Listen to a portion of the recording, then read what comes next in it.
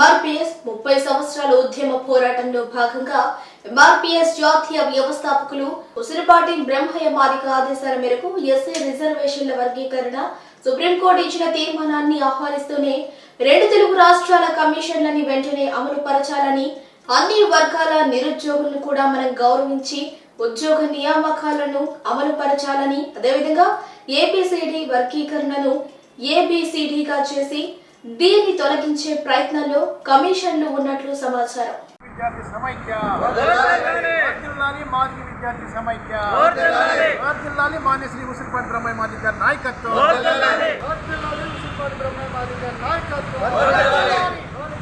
ఈరోజు ఈ యొక్క ప్రెస్ మీటు ముఖ్యంగా ఎస్సీ రిజర్వేషన్ల వర్గీకరణ పైన ఏదైతే సుప్రీంకోర్టు ఇచ్చినటువంటి తీర్పు ఏదైతే ఉందో దాన్ని రాష్ట్ర ప్రభుత్వాలు అమలు చేసుకోవచ్చనే ఒక కార్యాచరణలో భాగంగా మొన్న 16వ తారీఖున విజయవాడలో ఏదైతే ఈ యొక్క కార్యాచరణని ఏ విధంగా మనం ముందుకు తీసుకెళ్ళిన దాని మీద ఇది జిల్లాల వారీగా జిల్లాల యూనిట్లుగా కాకుండా రాష్ట్రాల యూనిట్గా చేసి ఈ యొక్క వర్గీకరణ అమలు చేయాలనే ఒక డిమాండ్తో మాన్య శ్రీ ఉసిరిపాటి బ్రహ్మయ్య మాదిగ గారి నాయకత్వంలో ఈ యొక్క కార్యాచరణ జరుగుతూ ఉంది. అదేవిధంగా ఈరోజు అన్ని జిల్లాల కేంద్రాల్లో ఈ యొక్క కార్యక్రమం జరుగుతూ ఉంది.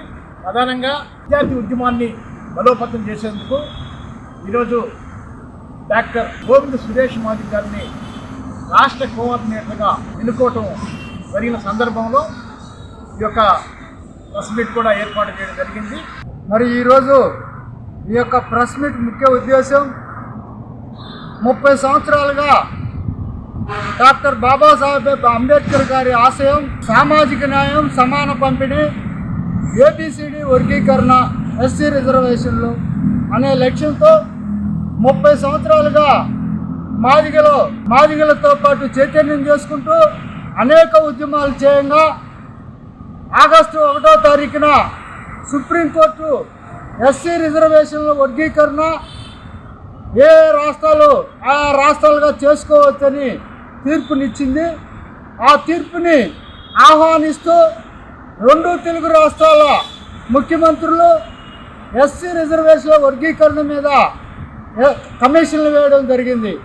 అయితే ఈ యొక్క కమిషన్లో జిల్లాల వారీగా చేస్తామనే అంచనా జరుగుతూ ఉంది.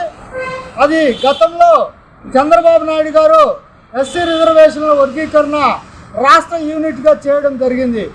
మరి అదేవిధంగా మాకు చంద్రబాబు నాయుడు గారు మాటిచ్చారు, ఎస్సీ రిజర్వేషన్ల వర్గీకరణ ఖచ్చితంగా చేస్తామన్న తర్వాత మాదిగలందరూ కూడా చంద్రబాబు నాయుడు గారికి ఓట్లేసి గెలిపించడం జరిగింది. మరి ఇప్పుడు మాదిగల ఆశ ఎస్సీ రిజర్వేషన్ల వర్గీకరణ ఏబిసిడిని మరలా ఏబిసిడి వర్గీకరణని ఏబిసిగా చేసి దీన్ని తొలగించే ప్రయత్నం కూడా చేసే ఆలోచనలో ఉన్నారని మాకు సమాచారం ఉంది.